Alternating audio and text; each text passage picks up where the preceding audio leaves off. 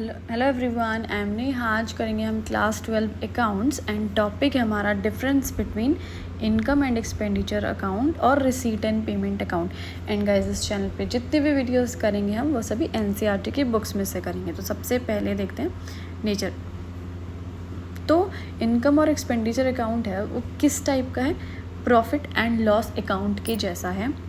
और receipt and payment account जो है वो बिल्कुल कैश बुक के जैसा बनता है। ठीक है, आगे बात करते हैं नेचर ऑफ आइटम्स, यानी किस टाइप के आइटम्स इन दोनों अकाउंट्स में लिखे जाते हैं।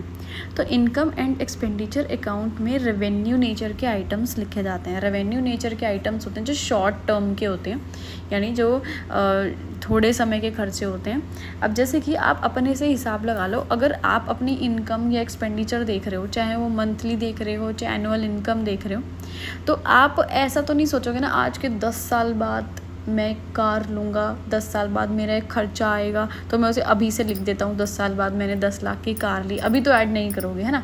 अभी जो फ़िलहाल जो आप खर्चे कर रहे हो वो ऐड करोगे। या फिर आज के 10 साल बाद मुझे कहीं से 10 लाख रुपए मिलेंगे, मैं फटाफट से लिख देता हूँ उसे मेरी इनकम में। नहीं, जो भी तुरंत आपको मिल रहा है या तुरंत आपका कहीं से कमाई हो रही है, खर्चे हो रहे हैं, वो लिखोगे, है ना, इनकम में। तो ऐसे ही जब इनकम एंड एक्सपेंडिचर अकाउंट किसी कंपनी का बनता है तो उसमें रेवेन्यू नेचर के आइटम्स आते हैं, यानी अभी शॉर्ट टर्म के जो तुरंत के खर्चे होते हैं या तुरंत की इनकम होती है उसी साल की, वही सब लिखी जाती है। लेकिन रिसीट एंड पेमेंट अकाउंट की अगर बात की जाए तो इसमें चाहे रेवेन्यू आइटम हो चाहे कैपिटल आइटम हो, सब कुछ आता है भाई। क्योंकि रिसीट एंड पेमेंट अकाउंट का मतलब क्या हुआ है, कुछ ना कुछ कहीं ना कहीं से कैश रिसीव हो रहा है, कहीं ना कहीं किसी को कुछ पेमेंट कर रहे हैं। अब ये नहीं देख रहे हैं हम कि वो पेमेंट किसको जा रही है, कितने रुपए जा रही है, चाहे एसेट्स में जा रही है, चाहे लायबिलिटीज़ में जा रही है, चाहे वर्किंग कैपिटल में जा रही है, कहीं पे भी जा रही है भाई। बस अपना खर्चा हो रहा है, कहीं पे किसी को कैश दिया जा रहा है या कैश लिया जा रहा है, सब कुछ आएगा रिसीट एंड पेमेंट अकाउंट में। क्योंकि रिसीट का मतलब ही होता है कुछ रिसीव हो रहा है कैश, पेमेंट का मतलब ही हो रहा है कहीं किसी को पे कर रहे हैं। ठीक है, पीरियड की अगर बात की जाए तो इनकम एंड एक्सपेंडिचर अकाउंट में सिर्फ करंट पीरियड की चीज़ें आती हैं। जैसे कि अभी हमने ऊपर भी पढ़ा था, सिर्फ करंट पीरियड में कहीं से पैसा आ रहा है, इस साल का जैसे हम अकाउंट बना रहे हैं तो इस साल में कहीं से पैसे आ रहे हैं कहीं से जा रहे हैं, सिर्फ वही लिखेंगे। आज के 2-3 सालों बाद कुछ होना है उससे हमें कोई मतलब नहीं। लेकिन रिसीट और पेमेंट अकाउंट की बात करी जाए तो भाई इसमें चाहे प्रीसीडिंग ईयर हो चाहे सक्सीडिंग ईयर हो, यानी चाहे पास्ट हो चाहे प्रेजेंट हो चाहे फ्यूचर हो, हर टाइप के पैसे लिखे जाएंगे। चाहे हमें कहीं से 10 साल पुराना पैसा मिला हो, ठीक है, वो भी हम इसमें लिखेंगे। ठीक है, ये एडवांस में किसी को पैसा दे रहे हैं जो 10 साल बाद देना है उसे आज दे रहे हैं, वो भी लिखेंगे, सब कुछ लिखेंगे इसमें रिसीट एंड पेमेंट अकाउंट में। डेबिट साइड की अगर बात की जाए तो इनकम एंड एक्सपेंडिचर अकाउंट में डेबिट साइड क्या आता है, सारे एक्सपेंसेस यानी खर्चे आते हैं। और रिसीट एंड पेमेंट अकाउंट में डेबिट साइड में सारी रिसीट्स आती हैं कि कितना पैसा हमें रिसीव हुआ है। क्रेडिट साइड की अगर बात की जाए तो इनकम एंड एक्सपेंडिचर अकाउंट में क्रेडिट साइड में सारी इनकम आती है या कहीं से मुनाफा हुआ है, गेन हुआ है, वो लिखते हैं। लेकिन रिसीट एंड पेमेंट की बात की जाए तो यहाँ क्रेडिट साइड में सिर्फ खर्चे आते हैं। तो देखो दोनों यहाँ बिल्कुल उल्टे हो रहे हैं, है ना।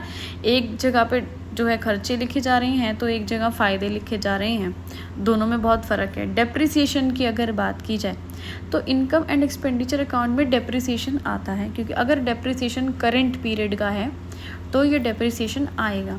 लेकिन रिसीट और पेमेंट अकाउंट में डेप्रिसिएशन नहीं आएगा। उसका एक रीज़न है, क्योंकि रिसीट एंड पेमेंट अकाउंट में हम सिर्फ वही आइटम्स लिखते हैं जहाँ पे एक्चुअली में पैसा पे किया गया है, किसी को हमारे हाथ से निकल के या हमारे बैंक से निकल करके पैसा गया।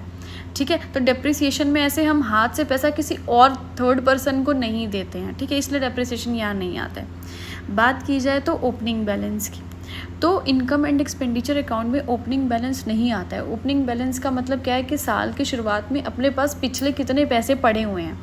अब जैसे कि अब मेरे ये साल का शुरुआत हुआ है आज, ठीक है, मेरे हाथ में पिछले मैंने बचाए हुए 50,000 रुपये रखे हुए थे, कई सालों के बचाए हुए, तो मैं उसे इनकम में नहीं डालूंगी क्योंकि वो मेरी इस साल की कमाई नहीं है भाई, पिछले सालों की कमाई है। और अभी हमने ऊपर क्या पढ़ा था कि यहाँ सब कुछ करंट पीरियड का आता है, तो ओपनिंग बैलेंस करंट पीरियड का नहीं है क्योंकि वो पिछला कमाया हुआ है। है ना, इसलिए यहाँ नहीं ऐड होगा। लेकिन अगर हम रिसीट एंड पेमेंट की बात की जाए तो यहाँ पे ऐड होगा जो भी कैश आपके चाहे बैंक में पड़ा हो, चाहे हाथ में पड़ा हो, चाहे कोई ओवरड्राफ्ट हो, क्योंकि रिसीट में तो ये देखना है भाई अपने पास कितना पैसा है, कहाँ से आ रहा है, कोई फ़र्क नहीं पड़ रहा कि वो पिछले साल से उठ के हमारे पास इस साल बैंक में आ गया। क्लोजिंग बैलेंस की बात की जाए तो इनकम एंड एक्सपेंडिचर अकाउंट में बिल्कुल आता है क्लोजिंग बैलेंस। और कैसे निकाला जाता है, इनकम और एक्सपेंडिचर को जब माइनस करते हैं और जो अमाउंट आती है वो क्लोजिंग बैलेंस होती है। इसका मतलब है साल के एंड में अपने पास अब कितने रुपए बचे हैं। तो जब टोटल इनकम आपने जितनी कमाई है उसमें से खर्चे माइनस कर देंगे तो आपको पता लग जाएगा साल के एंड में आपके पास इतने रुपये बचे हुए हैं। रिसीट एंड पेमेंट की बात करो तो इसमें भी बिल्कुल आता है अपना क्लोजिंग बैलेंस। इसमें क्लोजिंग बैलेंस का क्या होता है कि अपने पास कैश कितना पड़ा है, बैंक में बैलेंस कितना पड़ा है, ओवरड्राफ्ट कितना पड़ा है, साल के एंड में जितने भी रुपए आपके पास पड़े हुए हैं वो सारे क्लोजिंग बैलेंस में आएंगे रिसीट और पेमेंट अकाउंट में। ठीक है, इस वाली वीडियो